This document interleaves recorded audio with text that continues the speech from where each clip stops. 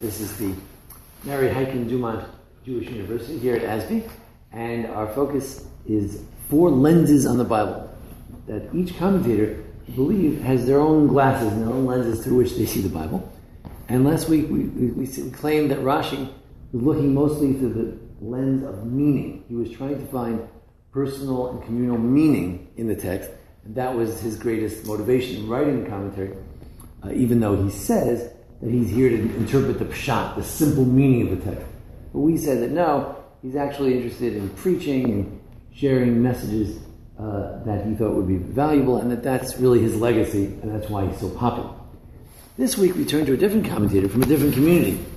Today, France and Spain are just a hop and a skip from each other, but then totally different worlds. The Spain of Andalusia, southern Spain from which Ibn Ezra emanates. And he's a little bit younger, about 40 years younger than, 40, 50 years younger than Rashi, but they overlapped in their lifetime. In southern Spain, the whole focus is grammar. It's a very grand Spanish sense. They lived, actually this is Muslim Spain in those days, and so there's a tremendous focus on grammar and language. One of his activities was he was a tremendous poet. We read a lot of his poetry. Almost all the rabbis in those days in different communities wrote poetry. But Ibn Ezra is particularly beloved. There's one that some people say on Friday night, the song of Tzama Nafshi Elokim, my soul thirsts for God. And some say that he had the Holy Spirit when he wrote that, because it was such a beautiful song. Usually we don't associate the Holy Spirit with Ibn Ezra because he's a bit of a cynic. We'll see he has some radical ideas. He's not a Talmudic rabbi. I don't know if you really call him rabbi because he's not Talmudically trained per se. Almost all other Talmudic commentary, all other biblical commentaries that you find, Rashi, Nachmanides, they're giants in Talmud as well, and this is sort of their side activity. But in Ibn Ezra's case, this is a major activity, writing a commentary to the Bible. I must say from the outset that Rashi is a much smoother writer, and that Ibn Ezra, although he's a great poet, in his commentary, it's a little bit clunky. You have to understand that everyone who was writing in those days was groping in the dark for the right Hebrew to use, because there wasn't really the full vocabulary that was needed, and they were developing it on the fly. Okay, so since we learned about Rashi last time, in order to introduce ourselves to Ibn Ezra, I thought we would look at Ibn Ezra's relationship with Rashi.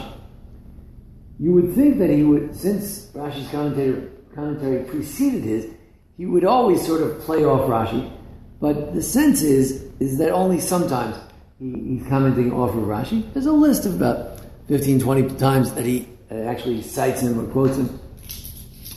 But you don't have the feeling in general that his whole commentary is made to counter him. Next week we'll meet the Ramban, who very much felt like, well, Ibn Ezra and the Rashi already said what they said, and my job is to go a step further. But here, he's starting sort of from scratch. But I'd like to take a few cases where Rashi and Ibn Ezra do disagree, and Ibn Ezra takes Rashi to task, as I said, as the junior partner. And let's see what this tells us about the Ibn Ezra, and then we'll get toward that question of what is the lens of truth, what do I mean by that? And what is that all about? Okay. So we begin the story in Genesis, Vayishlach. Now this week's parsha, the one after that, where Yaakov is afraid of Esav coming, so he takes certain precautions. So Jacob is thinking, if Esav comes with one camp and attacks it, the other camp will escape. I'll divide my family and my slaves and my property into 2 camps, and that way if he attacks one camp, the other one can run away in the meantime.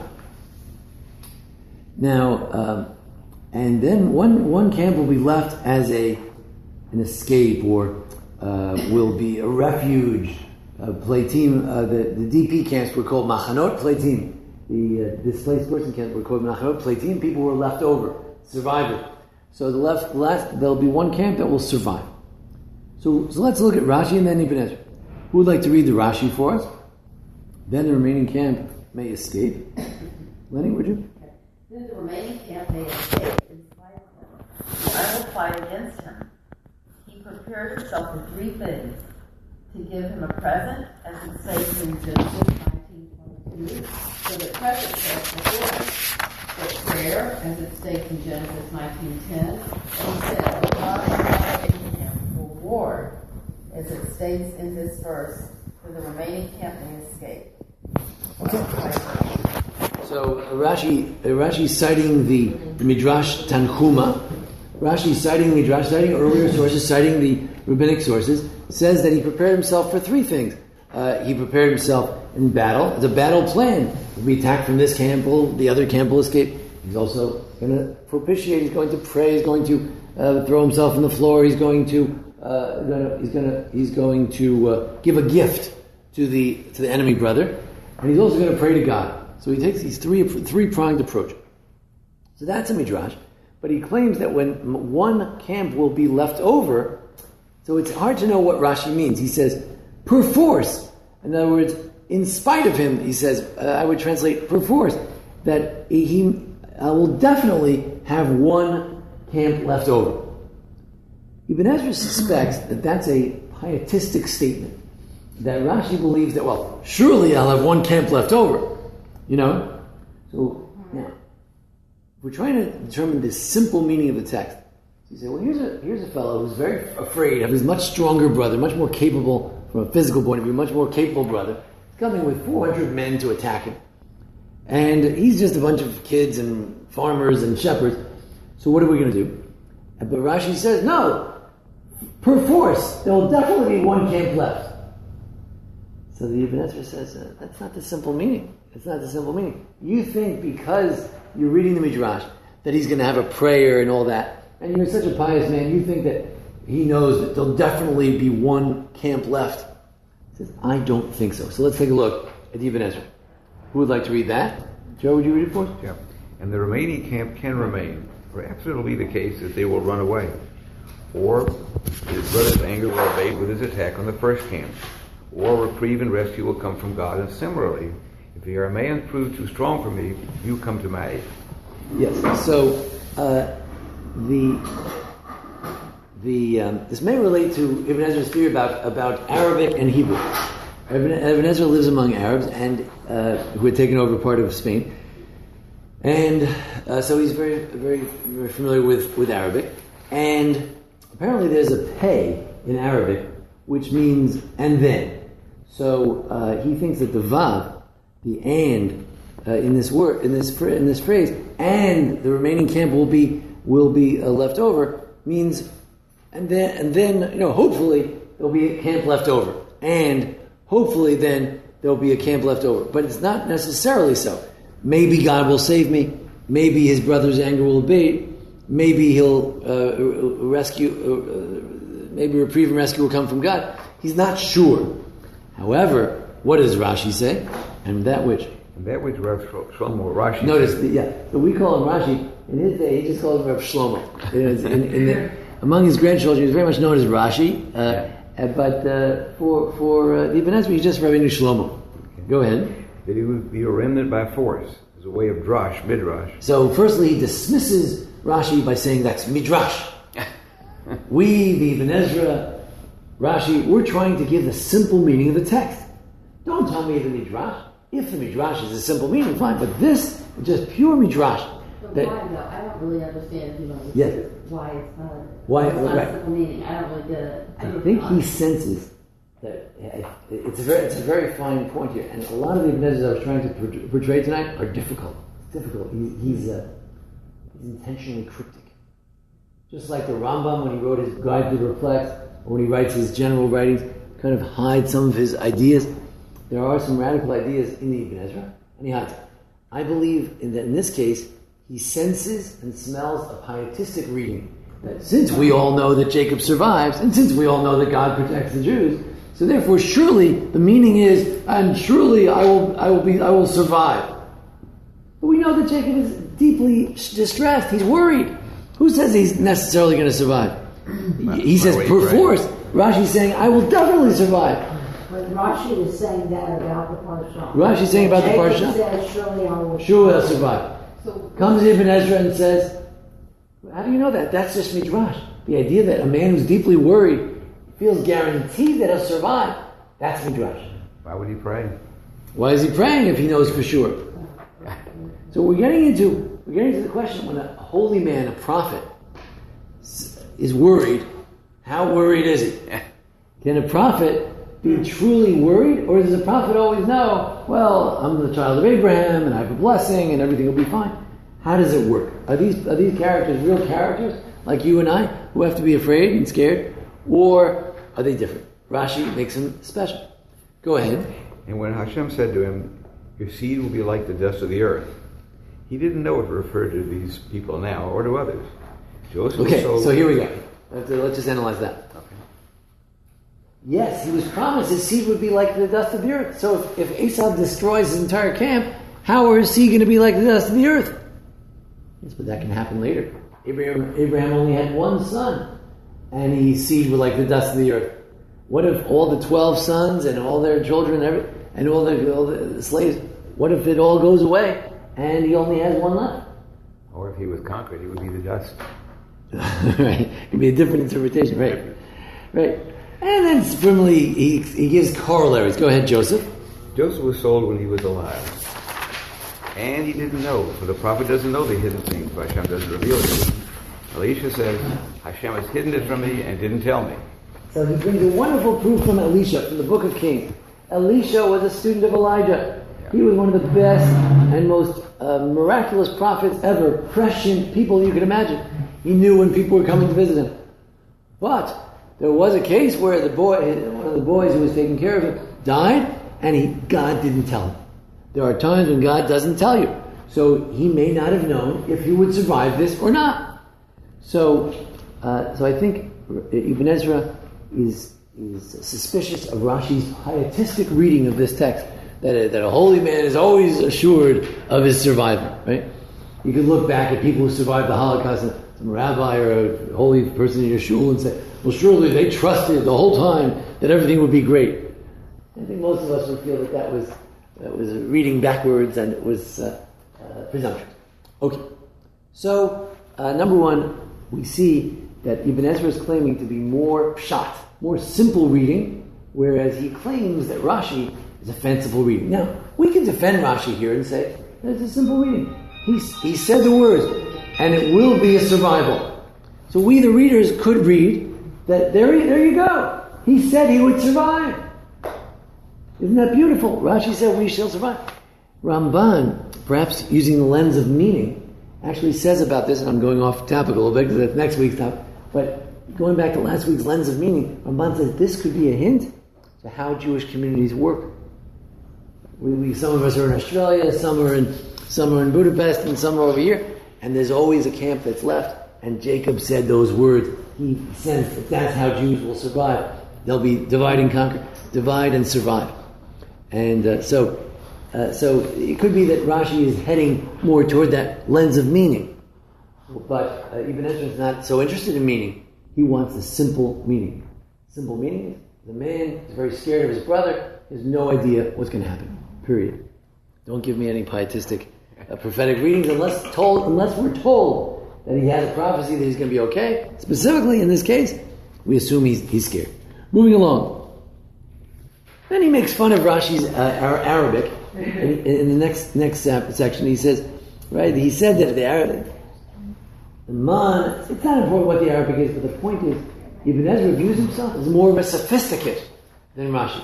It's not just Ibn Ezra versus Rashi; it's Spain versus Ashkenaz.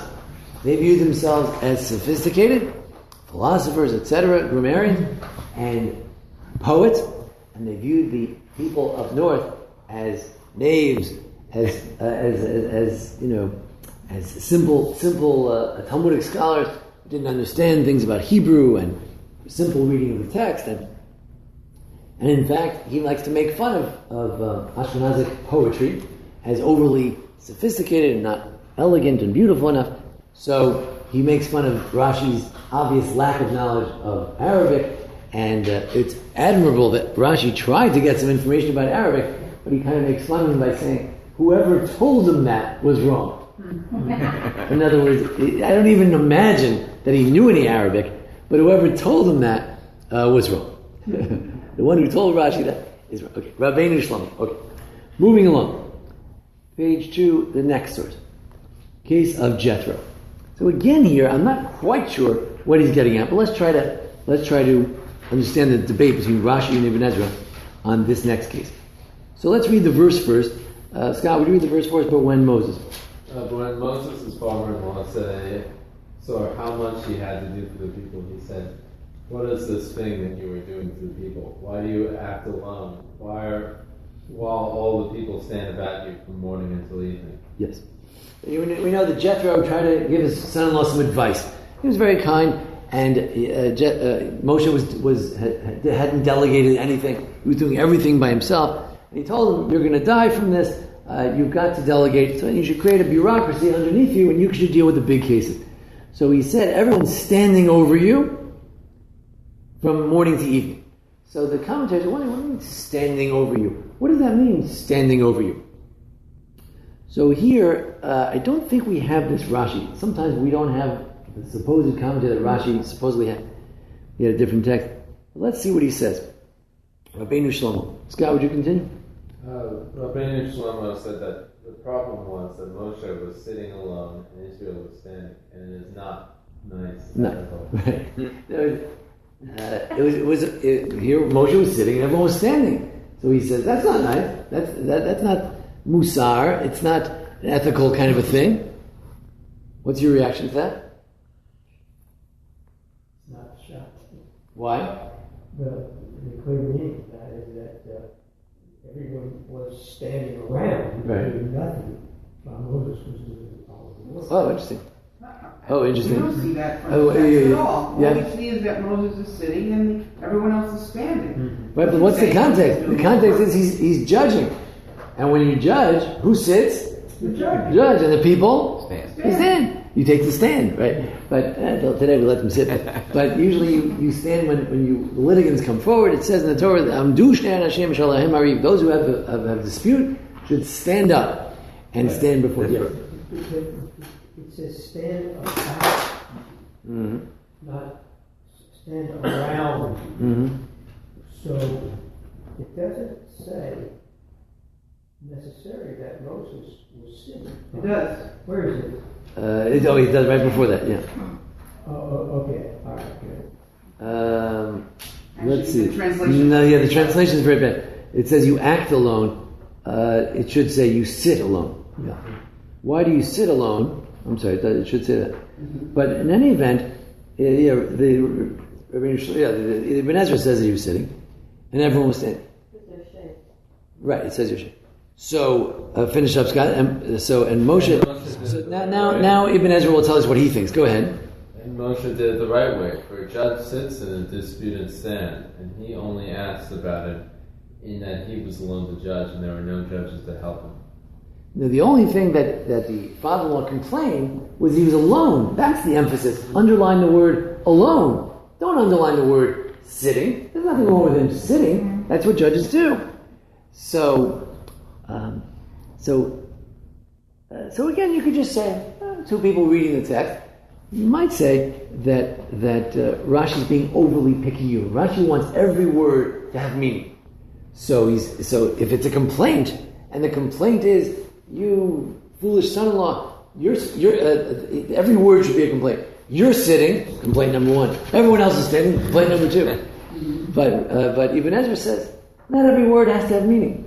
And here we get to a very important anti-midrashic reading. In the midrash, every word matters. When you're trying to do pshat, you're saying, people write in interesting ways. People throw in expressions that don't have that much meaning. When God writes, He also does that. That's how you write. That's the simple meaning. And if He said that you're sitting and everyone's standing, it could mean that the only complaint was that everyone was standing. And the fact that He said sitting, it's insignificant. So here we get to another difference between Rashi and Ibn Ezra. Ibn Ezra is willing to cast off one of the expressions as meaningless, and Rashi wants to squeeze every expression for meaning, or at least for some sort of meaning. He was pretty much against Midrash, was Ibn Ezra. So we're going to get to that. Is Ibn Ezra against Midrash? We'll get to that in a moment. Okay. But that would make him very radical, because Midrash is written by the rabbis. So is he against the rabbis? He's not a rabbi. He's just a grammarian, a poet. He's a lot of things, but he is not a Talmudic rabbi, which would basically make him not a rabbi. Moving along, the breastplate. Now, there's a very strange thing. The Torah says, and you should take and that breastplate, which was shaped like this, and then you fold it in half, and there were the stones over here. On that breastplate, you should put into it the Urim V'Tumim. What is that? The motto of Yale? Is it the Urim V'Tumim? Yeah. It says Urim V'Tumim. But what the Urim V'Tumim are, we don't know. The breastplate of the high priest was called the Choshen, and inside was the Urim V'Tumim. What's the Urim V'Tumim? So the 5, 6 different theories. Let's take a look at the difference between Rashi and Ibn Ezra, and tell me, is anybody here giving the pshat, the simple meaning? All right, we'd like to read that for us. Debbie?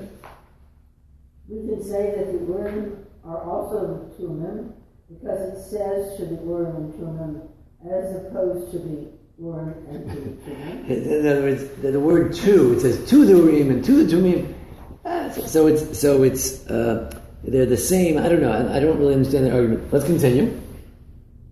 As opposed to the Urim and to the Tumim. Right. So the word "to" is not repeated twice. Right. So it's that you could say that means that they're different. They're the same.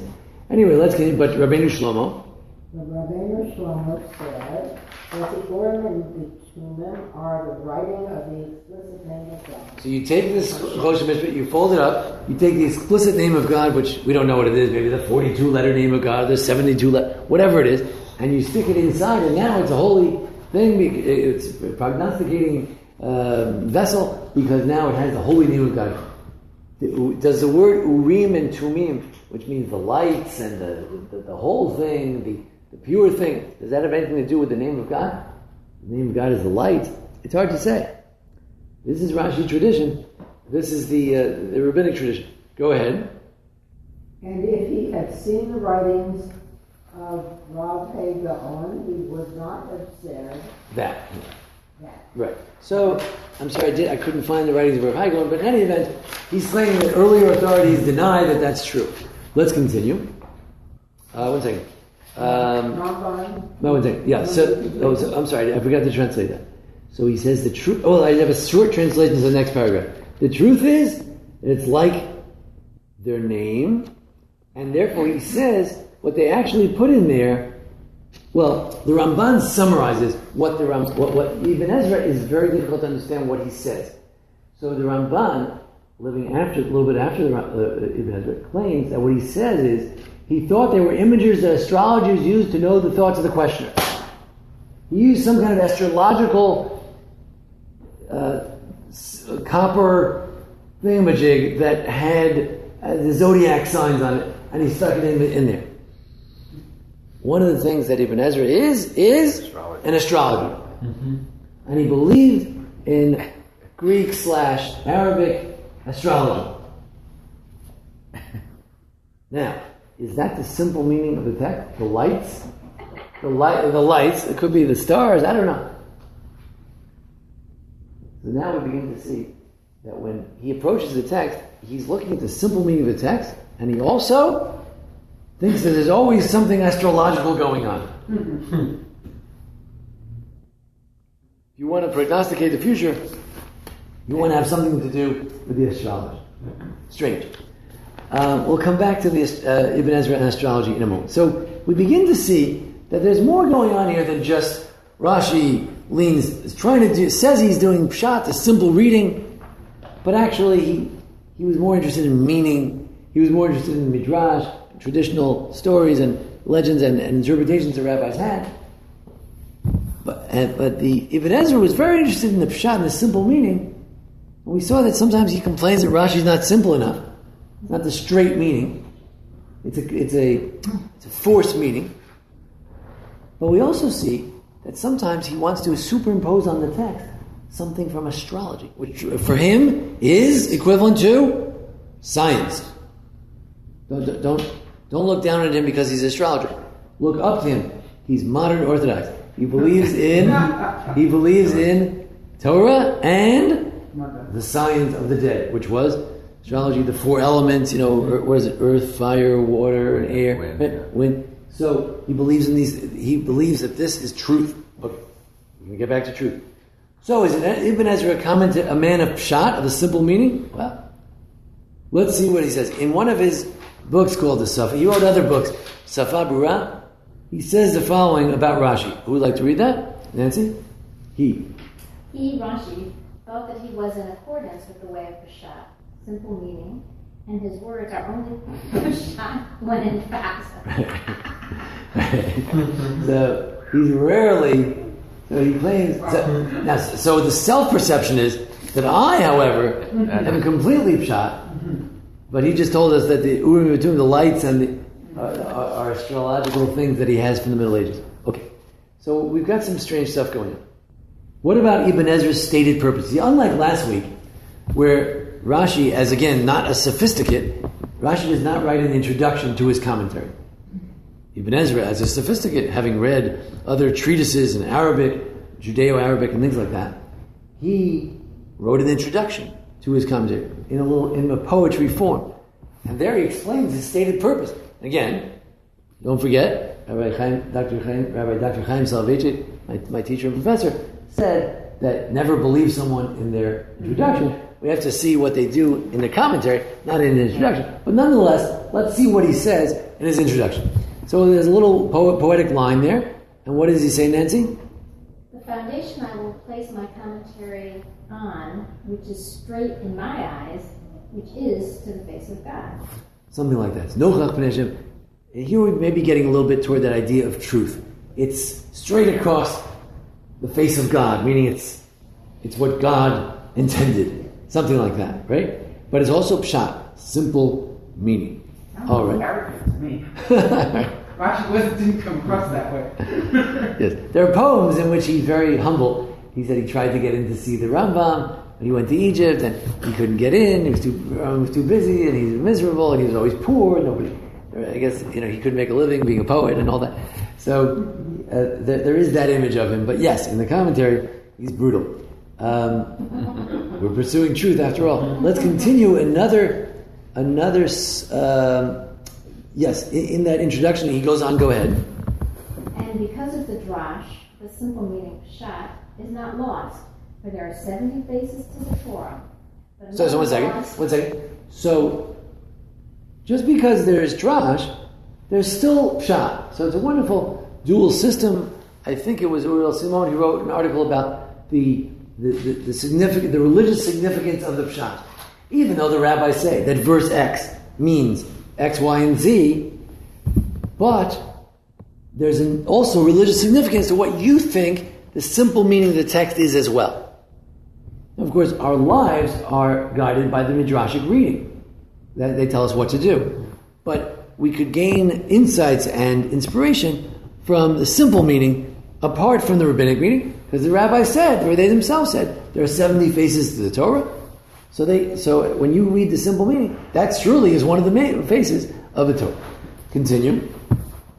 But among the laws and Torahs and statutes, if we find two explanations for a verse, and one is like the sages who were all righteous, we will depend on their truth without a doubt. Okay. So when he's dealing with stories, he's going to be pretty brutal. He wants a simple meaning, and the rabbis can do what they want, and that's very nice and it's good. But I am entitled to my simple meaning. When it comes to laws, okay, let's say, we'll get to it later, let's say he thinks that tefillin is just a metaphor. You should bind them as a sign on your eyes. He doesn't think that, but let's say he thought that, like the Rashbam, Rashi's grandson, thought just in some cases it could be just a metaphor in Shemot. But since the rabbis say it's not a metaphor, it's not a metaphor. So he says, if there are different meanings, and one is a meaning according to the rabbis, who are so righteous, we're going to lean on their truth. Al amitam, on their truth. There's the truth of the rabbis. So now, if you're trying to characterize this man, this Ibn Ezra, as to what he's trying to do in his commentary, First we said, the simple meaning. Whatever is the simple reading of the text, that's what he's getting at. And then we say, yes, but he also thinks that the rabbis have a truth. If the rabbi said it, it's true. Not always. If it's in the story section, he's not so sure. We'll get to it later. But when it comes to areas touching on Jewish law within the Torah, if he can, he's going to stick with the rabbinic way because he's going to depend on their truth. So A, he's looking for truth, and B, pshat, a simple meaning of the text, is not the only thing that drives his commentary. Again, the simple meaning of the text is not the only thing that drives his commentary. He's also looking at the rabbinic meaning of a text, which he believes is true. So now we have to say, so we thought pshat was driving him. He said, in addition to pshat, there's also rabbinic things which are true. So what's driving his commentary? Truth. It's really the lens of truth. And for him, truth would be, so far, rabbinic reading. It's going to go beyond that. We're going to get further than that. Let's prove again. Let's go back to the question of Ibn Ezra being interested in the simple meaning. Simple meaning, by the way, has to do. It may not be so simple to get to the simple. When we say simple, it doesn't mean what a third grader would say.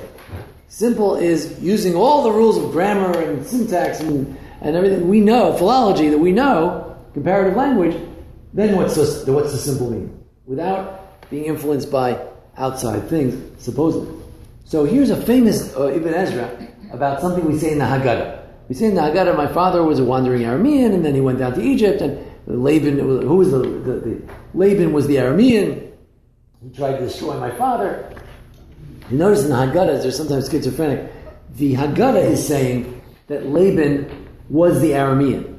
The translators sometimes in the plain Haggadahs, they sometimes say, they take the verse and they translate, my father was a wandering Aramean. Those two interpretations are this classical interpretations versus Ibn Ezra. Ibn Ezra says, we'll see one second. Take a look at Ibn Ezra. Take a look at Ibn Ezra. Okay, so the key word is, so I gave you a little hint here. An Aramean, a wanderer, my father. So let me show you, I'll tell you what, just look at the bottom line for a moment. In Hebrew, that's all it says. Arami, an Aramean. Oved, wanderer. Avi, my father. It doesn't make sense. An Aramean, a wanderer, my father. Well, that could be, two clauses explaining who my father was. Or, an Aramean wandered my father. The transitive verb. He wandered, he wasted him. He wasted my father. He tried to waste my father. He tried to destroy my father. And that's why Laban is so bad. He's worse than Pharaoh, says the Haggadah, says the Midrash. Simple reading. An Aramean, a wanderer, was my father. And then he went down to Egypt. Which father was a wandering Aramean, went down to Egypt, and became a great nation? Which one? Probably Jacob. Let's take a look at Ibn Ezra. Lost. Rachel, could you read it for us? Sure. Lost is an intransitive verb. So it doesn't say my father destroyed, an Aramean destroyed my father, a transitive verb that needs an object, but it just it's an intransitive verb. My father. Let's see how he takes it. Go ahead. If the Aramean referred to Laban, then the verb would be in the transitive, he, feel, or peel form. So he gives you the different grammatical forms. Go ahead. Besides, what sense is there to say, Laban tried to destroy my forefather and he went down to Egypt? Laban never considered going down to Egypt. You see that? You see, the way the rabbis read it, you have to read it like this. Laban tried to destroy my forefather, and my forefather, went down to Egypt. Mm-hmm. You don't usually read it. That's not simple reading. Usually the subject remains the subject. So Laban tried to destroy my father, and Laban, went down to Egypt. But we know Laban is an Aramean. He never left Aram. So it's wrong. Continue. The plausible interpretation is that the Aramean refers to Yaakov. as if Scripture had said, when my forefather was in Aramea, he was lost. Lost being an intransitive verb. Meaning he was a pauper without property. Compare, give strong drink to him who is lost, where it is immediately followed by, let him drink and forget his poverty. Thus, the lost Aramean was my forefather. The intent of this passage is, I did not inherit this land from my forefather, for he was a pauper when he came to Aramea. Right, etc. So using good sound grammar and forms of grammar, he understands the verse differently from the rabbis. Again, rejecting midrashic interpretation. Notice not very little apology here, because whether we say that the verse is referring to Laban or Jacob doesn't change how you practice Jewish law. So it's not so upsetting for the rabbinic world. So he doesn't have to apologize about how he's going against the rabbis. Let's continue. Now we get to something, the idea of repetition. Again, what's the idea of midrash? The word midrash, what does it mean? Darash is to investigate. That every single word you have, like pearls, you investigate. Oh, what does this word mean? What does that word mean? Why did you use this form of the word? Why not that form? And how come over here he said it this way, and over there he said it that way? If you're a simple reader, or a modern literary reader, you say, let's take the story of, let's say, Eliezer. Eliezer's story is told 3 times. The narrator says, Eliezer went down to find a girl, and then he said, made a deal with God about what type of girl would be good. Then, it actually happened, and then he tells the story over again to the family. Each time it's told slightly differently. It's not because there's a great significance to the way it's told each time, or, if you're a good writer, you don't write the same thing 3 times. So, which side is Ibn Ezra going to be on? That every word has its purpose. No. That's midrash. That would be midrash. Every word has its purpose as midrash, the investigation. And the literary approach is that, there are different types. Close reading, the close reading, midrash agrees with the modern idea of close reading. Close reading says every word is important. After all, he wrote it, so it must have had a significance. But there are those who say, and there's such an opinion in the Talmud as well, that the Torah speaks in human language. And in human language, you change it up. You throw a curveball. You don't use the same words over and over. So here are 2 examples. One in the text and one that Ibn Ezra will bring. Then in the middle of the night, who would like to compare these 2 verses for us? Let's see. Doctor, would you? 2 verses in the middle. In the middle of the night, the Lord struck down all the firstborn in the land of Egypt. From the firstborn of Pharaoh, who sat on the throne, to the firstborn of the captive, who was in the dungeon. Okay, so the captive was in the... Where do you put the captive? In the dungeon. In other words, very slaves, they land out in the dungeon. Go ahead. And all the firstborn of the cattle. That's when it actually happened. Sorry, I should have put it the other way around. But when it was told that it would happen, what does it say? And every firstborn in the land of Egypt shall die, from the firstborn of Pharaoh, who sits on his throne, to the firstborn of the slave girl, who is behind the millstone. So the slave girl is behind the millstone. Why isn't she thrown in the pit? So are these 2 different slaves? Did he promise one thing and then it happened the other way? The guy was going to smite the firstborn of the slave girl, but he landed out smiting the slave boys. I mean, what's the significance? Comes Ibn Ezra and said, go ahead, Doctor. I already said that the prophets do not guard words, just meanings like the words Hashmeini and Hashkaini, Rivka and the water. Right, so he invokes the Rivka story, that in one story he says, you should bestow the water on me, and the other one he says you should water me. So it's the same thing. Go ahead. Or Zachor and Shamor. Right, and Friday night we talked Zachor, it's 2 commandments. Right? According to Ibn Ezra, don't tell me that Zachor and Shamor are different. They're the same. They're the same. Continue. Guard and remember, and false and in vain. Right? Don't take an oath in vain. Don't take an oath falsely. Same thing. Right? course, if you're a legalist, it's a big difference. But if you're a simple reader, it's the same. Go ahead. Do not desire and do not covet are equal in meaning. By the way, it works out a little better. You see, according to, if you say that you're close reading, Midrashic reading, then you've got a problem. There's one version of the Ten Commandments that says one thing, the other version says something else. Oh my! But according to him, relax. Prophets don't give the same words, they just give the same meaning. So as long as it's the same meaning, it's fine. They don't have to say the same thing every time. It's not the words, it's the meaning. Right? In other words, we get a little more philosophical, you could say. God said it in a more ethereal kind of way. There wasn't an exact word, it was a feeling. And then they just tell it the way they choose to tell it this time, and the next time doesn't make a difference. This is not what we learned in yeshiva. Okay. By the way, Ibn Ezra is not very popular in a lot of yeshivas because he's not a rabbi, so what authority does he have to say anything? He's not a Talmudist. Sorry? He doesn't have the credentials. Doesn't have the credentials. And number two, he has some radical ideas. Some of which I'm not even telling you tonight. But isn't he on the page? He's not on the page? No, He's on the page. No, not at all. He's a poet. He's a poet. He's the Torah. Yeah. Yes. Right. He is in the classical editions. The classical editions of the Chumash do include him because Ramban, who's very kosher, as we'll see next week, does quote him. Let me tell you what the Ramban says. Ramban, in his introduction, from Spanish, he says, Rashi, I'm going to disagree with him, but it's all out of great love. But with the Ibn Ezra, I have a tochacha megula on the front, on the surface of it.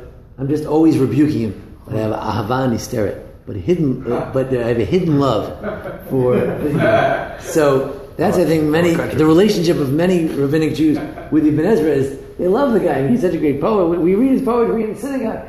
Every now and then on Tisha B'Av or on Yom Kippur, you'll see Ibn Ezra wrote the song we have on Shabbos and our Benders and our Zmirot. He has one of the songs, beautiful song, and he's one of the main commentators. But on the other hand, you can't accept everything he says. He has some radical ideas. So this is one of them, and he's not the only one who says this. But as I said, in the Talmud itself, there's an opinion that says that don't get carried away if it says he shall surely die. Wasn't he just say he will die? Because that's an expression. Mot yumat. I mean, it's just an expression. It's repeated twice. So the Talmud is aware of that, but it's not generally the Talmudic way. Okay, let's continue. I don't think we have time for the Masoretes, but I'll just share with you an interesting. Here's something that's I don't know if it's radical or not radical. There's something that's very strange. It's a radical rabbinic idea, and it comes from the Masoretes. In around the 8th, 9th century, in Syria, Babylonia, there were Masoretes. They were lunatics. No, they used to count every word of the Torah as it appears in every different form. So if it's a particular spelling of a word, they would tell you this spelling appears 3 times, and these are the 3 times. And this is why the 3 times. And this time it's spelled with a vav, and this time without a vav, and this is why. And this time, this phrase is not supposed to be this way. The early scribes changed the text so it shouldn't be so blasphemous. And they changed it around, like God doesn't stand in front of Abraham, Abraham stands in front of God. So someone changed it years ago. Ibn Ezra, in a radical move, says, I don't accept that. I like the text the way it is. I don't see any problem with it. God stood in front of Abraham. What's the problem? So I don't know if that's traditional or not traditional. He's trying to be very devoted to the text, right? And yet he says one spelling versus another spelling. There's a lot of spellings. How do we know? It may be changed. Now there is a rabbinic idea that our Torahs today is exactly the same as Moses, but there could be a vav or a yud here or there that are off. We don't claim that we have all the vavs and yuds. Right? So we would agree to a degree with him that to make an interpretation why here it's with a vav and there without a vav. Maybe the Masoretes had a good text, but we don't. We don't know what. So it's interesting his relationship to this Masoretic tradition. I'm not sure as much. Not as much, but sometimes it says you read it this way, Yeah. but in parentheses it says it's written the other way. Or it's written one way, in parentheses it says you're supposed to read it a different way. Sometimes you're reading Haftorah, there's a parentheses, and it says, no, this word, you should pronounce it this way, even though the letter seems to say this, but the tradition is, the Masorah, the tradition from those punctilious rabbis, or people, some who may have been Karaites, they said you should read it this way.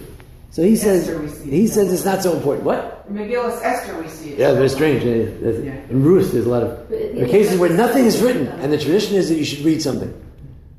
Nothing is written. Yes. At the end of Rabbi Sedra, it says something about Masorah text, where it counts the words. Yeah. If you look in this, if you ever look in that green chumash, on the side of the line, it gives you the Masoretic notes, and it tells you 3 times it says this phrase. If you want afterwards, I'll show you. Okay, let's move on. Sorry? Do they count the words? In general, they're counters of words. Now we have to understand something. And I'm missing a piece of information. One of his agendas is that there are serious scholars in Spain who are Karaites. They don't accept rabbinic tradition, and they're arguing with him. Now, you would think that would force him to abandon the simple meaning, because that's what the Karaites do, and go to the rabbinic meaning. But instead he says, no, I'm going to be better at the simple meaning than the Karaites. And one of the many people he quotes, like Hertz quotes a lot of Gentile, German biblical scholars, and people get annoyed. He quotes a lot of Karaites, like Ibn Bilam. Sometimes he usually quotes them to criticize him. Sometimes he doesn't. He quotes them because he likes their interpretation. He was dealing with great scholars of grammar, etc. Now, how that fits into his rejection of the Masoretes, we have to think about. Let's move on. Now, he does seem to reject some midrash. Here's an easy one. That Rashi says, you know why? What it means that Abraham, in order to fight his battle to save Lot, he gathered 318 men? You know what it means? 318 is the gematria of Eliezer. He didn't send any men. He sent one man, and one man defeated all the armies. He's a miracle worker like Shmuel, like Moses. He doesn't fight real battles, he fights them miraculously.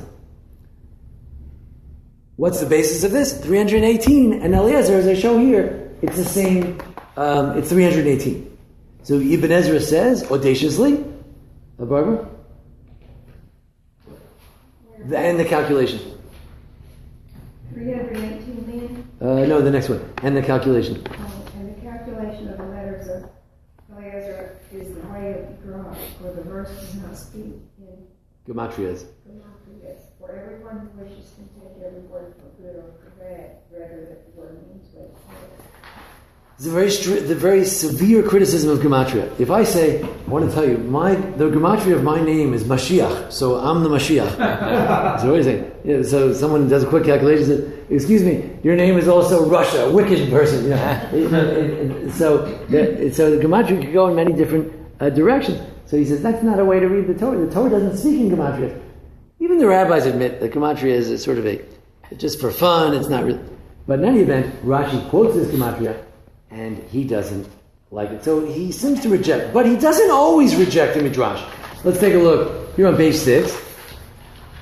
He said, how honorable is the drash that they darshan, that the people who strayed with water, they're the people of the generation of flood, they sin with water, and they went down with water. I think the sexual sins, it relates to fluids and water, something like that, and they went down with water, they were judged with water. Okay, so he likes certain Midrash. He sometimes quotes Midrash favorably. Not often, but once in a while. In that example, the drash doesn't change the text. Yes. As a matter of right, this might relate to last week's topic of meaning. He says, it's a nice thought. It has nothing to do with the text. We're looking, it's a metatextual comment. You look away from the text, and you say, that's interesting. They sin with water, with liquid, and they suffered in liquid, so that's interesting. But you're right, it's really has nothing to do with the simple meaning of the text. But at least he's quoting Midrash in a positive way. Then we have a problem with rabbinic identification of personalities. The rabbis have something which Shalom Karmi called the principle of the conservation of personalities. We have someone we know named Sarah. We all know her and love her. Sarah, her original name was Sarai. We have someone else in Abraham's family. Almost everybody becomes somebody. His brother Nahor is the father of all the matriarchs. His brother Haran is the father of Lot and Ammon and Ruth and everybody. So everybody in the family tree is somebody. But there's one woman who is nobody, Yiska. So the rabbis say, Yiska must be Sarah. And Abraham's married to his relative. As he tells us in the text, she's his sister somehow. He's related to her. So Yiska is Sarah. Right? Abraham's niece, Yiska, is Sarah. Rashi likes that. Conservation of personalities, Midrash. We don't know who she is. Let's say we know who she is. Why should we be left frustrated? See, scholars love to say, we don't know. Right? His father loves to say, there's some things we don't know. It's ancient. We have no way of knowing. Rabbis don't like to say that. They like to say, we know everything. We can figure, we have enough tools. We have the tools in the Torah to figure everything out. That's what they like to say. Right? So comes the Ibn Ezra and says, our predecessor says that Yiska is Sarah. And if it's her tradition, we'll accept it. This is a brilliant move. Agnosticism. Right? He says, look, I'm a rabbinic Jew. I keep Shabbos like Jews, not like the Karaites. If the rabbis say that if the rabbis say they have a tradition, going back to Moses, that Yiska is Sarah, I accept it. I don't have a problem. But by the way, if they don't, I reject it. If it's just their opinion, if it's just a rabbinic opinion, I have my opinion. I don't think, it doesn't work. I see no reason that she should be Sarah. So if this is, does he reject rabbinic interpretation? Not really. We said before that when he has Jewish law, he's going to put the rabbinic interpretation on top. And we said before, and we say now, that if he accepts, if they have a rabbinic tradition, and he doesn't know if they do or they don't, if they have a rabbinic tradition, he accepts it. Again, we don't know when they make a midrash, are they making it up from thin air like we make up interpretations? Or are they giving a tradition from Sinai, from Moses? We don't know. And he doesn't know either. Is he giving himself some legitimacy by doing this? Yeah. Right. I mean, is he giving himself too much, a puffed up sense of legitimacy? Right. In other words, right. He would say he might be arguing that the only force the rabbis have over him is tradition, not logic. Yes, yeah. Interesting. Right. A more traditional yeshiva Jew today would say, no, they have authority by virtue of being in that generation. And they were imbued with the tradition in general, which gives them authority in other things. Right. But he seems to have a more radical view. Okay. And now, what was I talking about? The lens of truth. What is that talking about? So, again, there are a lot of very difficult passages in the Ibn Ezra. A, because his Hebrew, strangely enough, is clunky. And number two, because he's trying to hide what he's saying. And number three, because he's referring to all these things that I don't understand about astrology and other stuff. But in any event, he says here that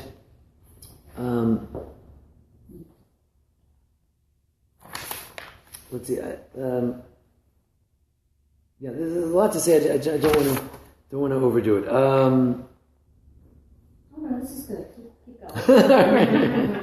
Let's see. Let's see. I thought we would say the following, that on page 7, he says the proof that the angels that guard the Garden of Eden, if you're not familiar, outside the Garden of Eden are cherubs. What are cherubs? We don't know. So sometimes cherubs are angels. And the rabbis say that in Aramaic, the cherubim are the face of a children. But he says, I know from Ezekiel that the face of the throne of God has more than children. It has an ox, a person, and what else? And a calf. That's where they got the golden calf from there. But in any event, so maybe it's all the faces. And the proof, that which it says later, the cherubs are known as angels with a sword in hand, as it has two sides. It's turning. I think, I can't prove it, I don't know for sure. I think he's saying that we know that angels hold swords with two sides, and therefore that's what it's got to be. And it's part of the theory of truth, because that's what he knows that they are. We have another example, a better example elsewhere. We talk about science. Turn to page 8. In the middle. Moses says that all the ways of God are true. He says, what does that mean? That they're uniform. All things change according to their needs, and the needs of... Don't ask me from the standing of the sun in Joshua, for its secret is clear. The word, the moon, and the valley, as I explained. He doesn't tell you what he's talking about, but more or less he's saying the following. The ways of God are like a law. They're uniform. If the sun rises and the sun sets, the sun rises and the sun sets. But wait a second, it says in Joshua that Joshua stopped the sun. He says, I explain that over there.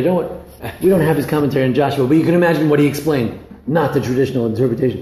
It doesn't mean the sun always rises and always sets. Whatever it means, it doesn't mean what it seems to be saying. Because the highest truth is science, nature.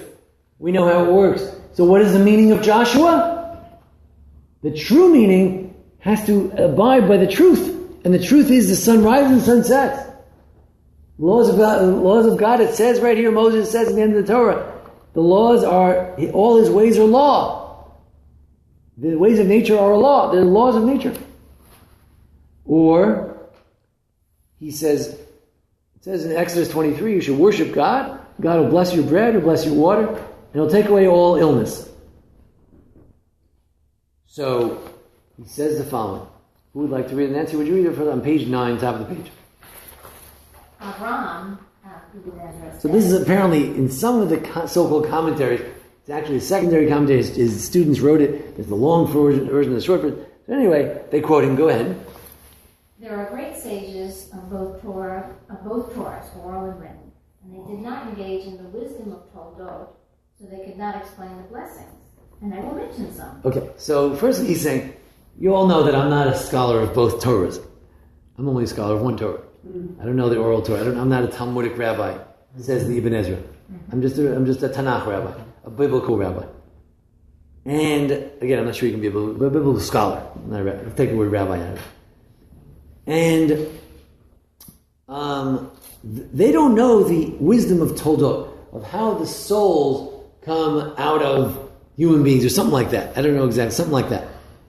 And therefore, I'll explain it to you based on Greek thinking. I'll explain how it works, but you guys who know all the Talmud, you can't explain these blessings in these verses. Continue now.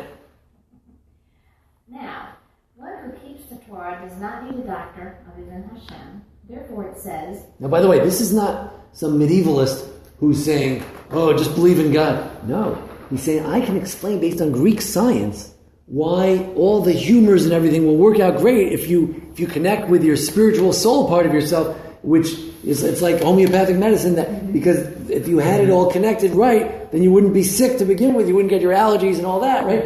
And you would be, everything would be great. And he's not saying it, don't view this as a medievalist in the sense of like backward. No, he's trying to be progressive because he knows all the science of Toldot. He views himself as more progressive than the mere rabbis who just know the Talmud and don't understand these intricacies. Go ahead. Therefore it says, in his illness he did not seek Hashem, but the doctors.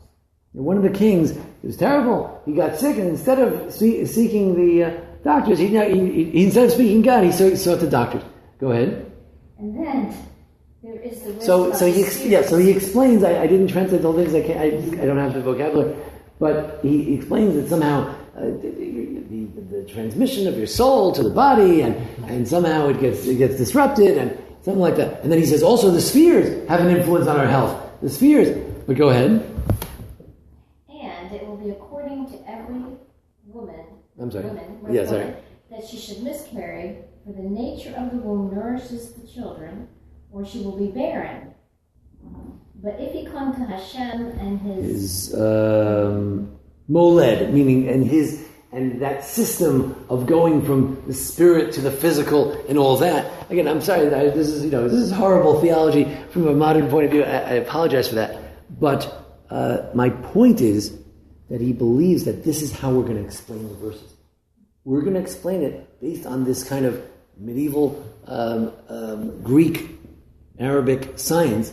Again, the Arabs were experts, and some of the Jews helped them to translate from the Greek into the Arabic or Judeo-Arabic, and then the Jews would read it in the Arabic or Judeo-Arabic, and then they became great scholars of Greek/Arabic things. Go ahead. Because they became bilingual. Oh, yes. The souls, etc. And if according to the stars he would not give birth, if he clung, then the strength of the kidneys would win. Fix his need. His seed. Right. So he would give birth. Right. So something like that. I have no idea what it's talking about. But the point is that he believed that this is how you explain the verses. Because if you really know homeopathic medicine and you really know the way things really work, right? And you're an abyssal doctor and scientist like I am, then you would understand why if you worship God, then you don't get sick and you won't have miscarriages. It's simple. That's the simple meaning of the text. Well, what about the natural law of things? The sun rises, the sun sets, there's death, unfortunately. Right. But this is all, for him, this is also part of nature. This is not, again, metaphysics and physics, for them it's all the same thing. So this is the natural way it works. It's a science of toladot, of how things go from the spiritual to the physical, because it's all connected, etc. Again, there's no secular science in those days. In any event, so let me just see one more thing here. 1 second. Okay. So now let's turn to some modern scholars and see, what do they do? Page 7. What do they do with this guy? How do you explain? What is he about? Is he about the simple meaning? Should we put him in the category with the Rashi's grandson, who said, Grandpa, you said you were going to explain it according to the simple meaning, but I see a lot of midrash here. Don't you think you should reconsider your commentary? And supposedly Rashi said, sure, grandson, if I had time, I would rewrite it according to only the simple meaning of the text. So Rashbam is a pure man who's only interested in the simple reading of the text.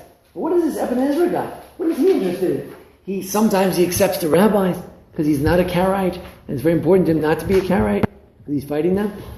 And he also accepts all these sciences, and he's putting that in a verse. That's not the simple meaning.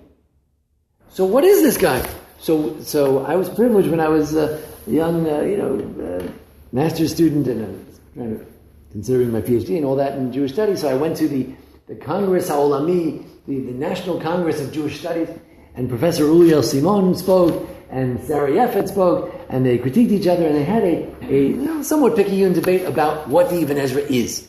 What is it? So I'm going to quote Sarah Yeffet, a woman professor, and Uriel Simon, an older statesman. He's about 90 years old now. Good news for people with cancer. At that time, she had cancer, and my cousin had to give the talk in her stead, but now she's 83 years old, thank God. Okay, but in any event, what does Sarah Yeffet say? Who would like to read that? Doctor? The Shah has no master above it. It's its own autonomy. There's no authority other than itself. Page 7. Well, it is responsible for the text itself. Right. So, on the one hand, we've got a problem. She says, you know what Pshat is? If you're really just, this is page 7. What is Pshat? Page 7, what is Pshat? If you really believe in Pshat, in the simple meaning, that's it. The simple meaning rules. Simple meaning reigns. It's just the simple meaning, nothing else. Don't tell me the Midrash, don't tell me anything. It's just the simple meaning. So he said, well, what does rule? The text. What is it, logic? Or is it the text? What is it? So this is a very picayune question, but is it what sounds most reasonable to you? Right? Now, reasonable to you because you have certain sensibilities, right? Ibn Ezra didn't like making too many miracles. Right? Rashi said that she sent her arm and her arm extended. He's adding a new miracle to the text, not explicit in the text. Ibn Ezra didn't like that. Let's minimize the miracles. Not because he didn't believe in miracles, but it's simple text. If the text doesn't have a miracle, you can't add a miracle. On the other hand, there is a master. The master is not just your logic. The master is the text. What does that mean, the text? Whose text? Whose version of the text? Let's continue. Let's see. Professor Uriel Simon on, oh, by the way, regarding tefillin, the second to last paragraph, regarding tefillin, which could be interpreted figuratively, you could say that you should love the Torah so much you should bind it as a sign on your arm. You don't actually have to put it on your arm. You have to bind it as a sign on your arm, you know. You don't have to put it on your head, right? Rashbam said that in Exodus, that's true. We don't know if Rashbam was willing to say that about Deuteronomy, but about the Shema, but he said it about Exodus, that when the tefillin appears in Exodus, he says it's a metaphor. But the Ibn Ezra says, no.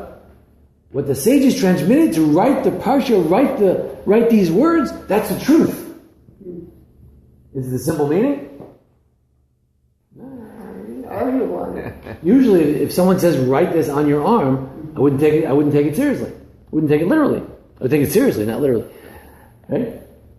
They say, embolden this, what's the word? You should put it on write it on your forehead. I say you should write this on your forehead. For instance, we have it in Song of Songs. Katvei malu al libecha. Write it on the chalkboard of your heart, right? So on the tablets of your heart. So it's nobody would take that physically, literally. But he says it's the truth. The rabbi said what the tefillin is. That's the truth. I know that's the truth. I know that's from Sinai. I know that's from Moses. So that's the truth. So comes Uriel Simon, and he says, commentary. Commentary has the lower hand when it comes to science in the Arab Greek sort. Right. So the simple meaning takes its back seat to science.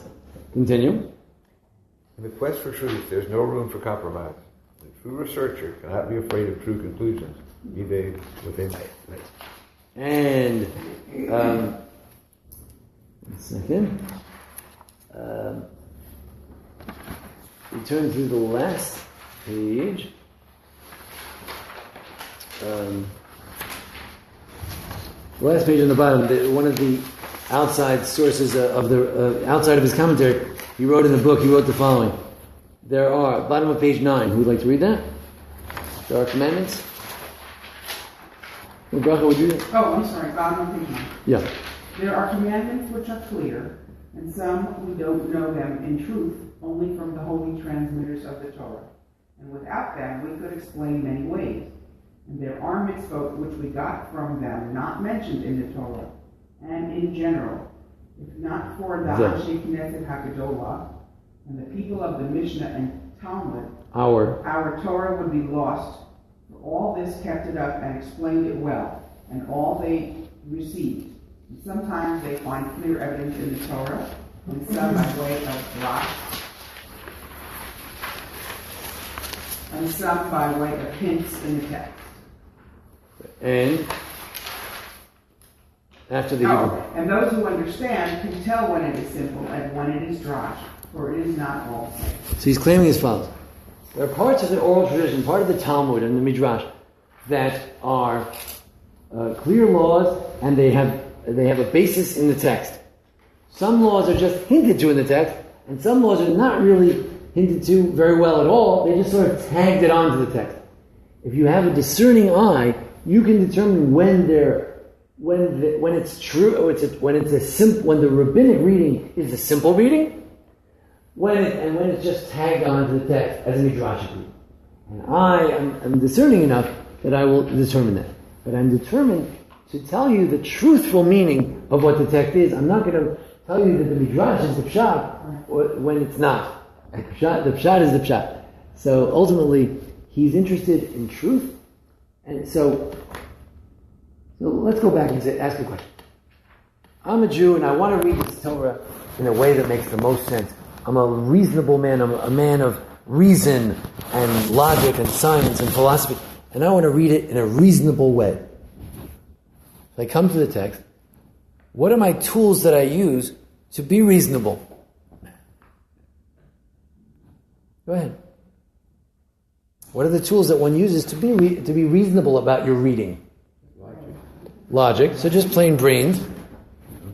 The laws of grammar and syntax and philology and parallel languages. He knows a lot of Arabic. Arabic and Hebrew have a lot of common words.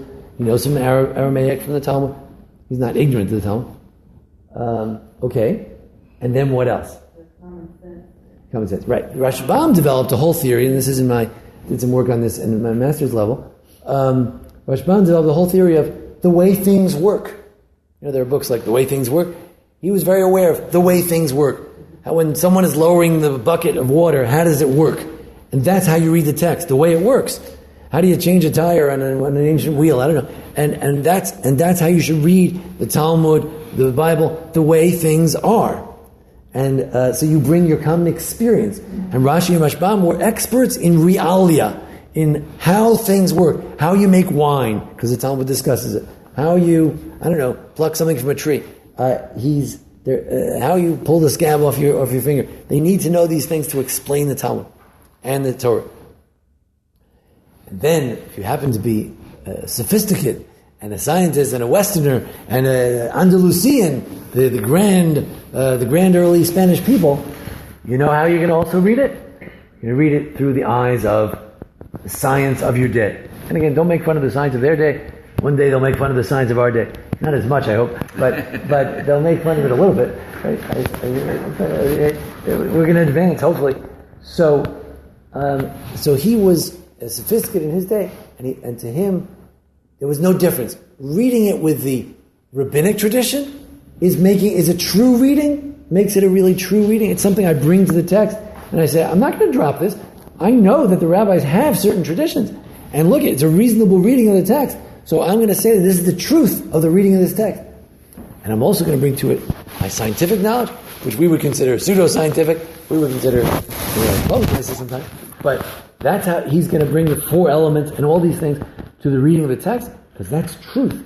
And that's how you read the text. And really, it's a guide for us today, that we could read the text today as well, with the prism of truth.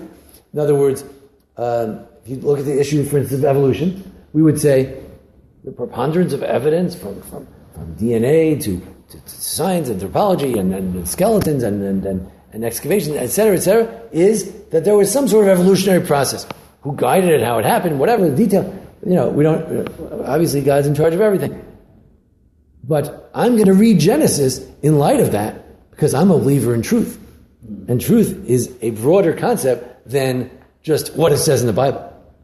Truth includes all the truth. And if I know something to be true from my studies of science, of course, we're often proven wrong on the morrow, but we're human, so that's the way it works. But I'm going to bring my science, and I'm also going to bring my rabbinic tradition too. And together, that's going to give me the simple meaning of the text.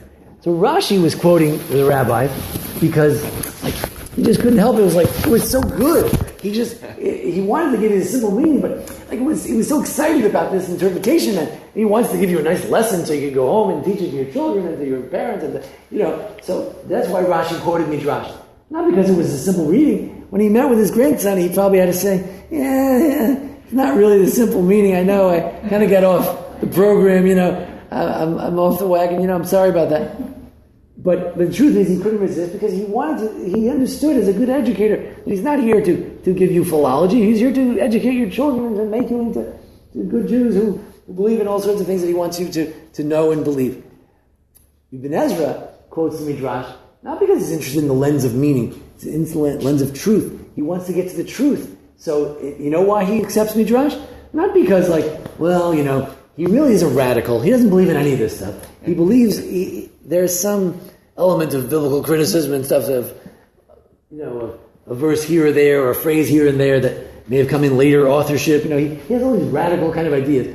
So you might say, he's a radical. So he really wants to just read the text radically, but, he doesn't want to get thrown out. So he claims that he believes in these rabbinic things. And what we're suggesting is, and these professors at Hebrew also affirm that. I think Uriel Simon is a religious professor of Bible. What they're claiming is that, no, he's not just apologetically accepting rabbinic ideas. He's not just submitting to the rabbis because, they'll hit him over the head and put him in Cherem if he doesn't. He's accepting it because he believes that they also hold a certain truth. Now, he's agnostic about it. He says, look, that truth is somewhat limited. There are some things in the Talmud which go back to Moses, and some that don't. So and some things I'm not sure what they are. And if I'm even not sure, I'll accept the rabbinic tradition. But if but only when I'm sure. Only when, if I'm not sure, then I'll say that if they have a rabbinic tradition, I accept it. If I am sure that it's rabbinic tradition, I accept it. Because it's also part of the truth. As a modern Orthodox Jew, I'm using that in his day, he's a modern Orthodox Jew, he's going to use his secular education and his rabbinic education to read that text and get to the true meaning. And those are the glasses that Ibn Ezra wears when he reads the Bible. Thank you. Yes? Yeah, before you close, in light of this discussion, can you comment on the Art Scroll translation of the Song of Songs? Just put it in the perspective of what we've been discussing. Okay, right. So the Art Scroll says there's this licentious book called the Song of Songs. If you translate it literally, you have to hide it on the back shelf so you shouldn't read it. And I wouldn't have an English secular book with that nature, on my shelves. And here's this book, Song of Songs, it's in the Bible. And if you translate it literally, you're going to have a very salacious volume on your shelf. So the Art Scroll came up with a great solution. It's a metaphor, so we'll just give you the metaphor. We're not going to tell you. We'll give you, it's a metaphor for something. We'll tell you what it's a metaphor for. We will not translate what the actual sexual imagery is. So you could say that this is a total abandonment of the Ibn Ezra. It's terrible. The Ibn Ezra is very much into the plain meaning of the text. You've got to know the plain meaning of the text. To go jump to the allegory is horrible. You could also say that the truth is that this book is not there as aphrodisiac or something. Right? This book is here to talk about your relationship with God. And since the rabbis told us that we accept the book on that premise, so I don't even care how it was originally written for. The book is in the Bible as a image of our relationship with God. And therefore, I'm going to read it that way, and that's the truth. Them's the truth. So you can look at it both ways. It seems to me, the lens of truth, that they're both looking through the same lens. It just depends how wide you want to open the lens, one to the other. Same lens. They're both using very wide. Yes. They're both using the Midrashic lens. Right, but one is making it more narrow. The lens opening is more narrow than the other. In what sense is it it's narrow? Because it's just how is Rashi more narrow? Rashi, I think to me, in many ways, he's less narrow. Oh, go ahead. I see. Yes. Oh, I see. The lens of truth. Truth is what it means. Period. Right. Rashi has a broader, juicier, more amorphous kind of reading of what the truth would be. Right. But I don't think it's right. Of course, anyone who pursues Torah is pursuing truth. But the Rabbi Lichtenstein gave a lecture. As usual, half of us didn't understand what he was talking about. But it's something to do with we understood the title, which was the Torah of Chesed. That there's a Torah of truth, which we talked about tonight. The Torah of Chesed, meaning, generously speaking, the verse could mean this. You have to be a kind reading of this verse would allow for this wild interpretation, but not a simple meaning. But I think we'd have to resort to that with Rashi. Yeah. Well, there are a lot of rabbis that really were very much opposed to Midrash. There was there and others that were just rabbis were very much opposed to Midrash. Well, the greatest shot person is Rashbam, and he has a commentary on the Talmud. He's viewed as a major Talmudist. Yeah. So he has two lives. Because it was said there are two true truths, there are two readings. The rabbinic reading is rabbinic reading. You want the rabbinic reading? Open the Midrash. You don't need him, and he's there to give you the simple meaning. And the way Uriel Simon developed in an article, these two truths can coexist. You can say this is the simple meaning, and this is the Midrashic meaning. And that's what Rashi does a lot of times. He says, this is a simple meaning, and based on Midrash, it's that. We're going to see that next week as well. Ramban, simple meaning, Midrashic meaning. Mystical meaning. He's going to give you a third layer. What we're going to look at next week is the broad lens, not so much in the mushy sense, but in the sense of so far we've been looking at words and philology and syntax. Where's the broader picture? What's the whole story about? What's the book about? What's the Torah trying to say in general? So the Ramban has a lot to say about the broader, bigger picture. So we'll see that next week. Anyway, thanks everyone for Thank you. joining us. Thank you. I look forward to seeing you next time.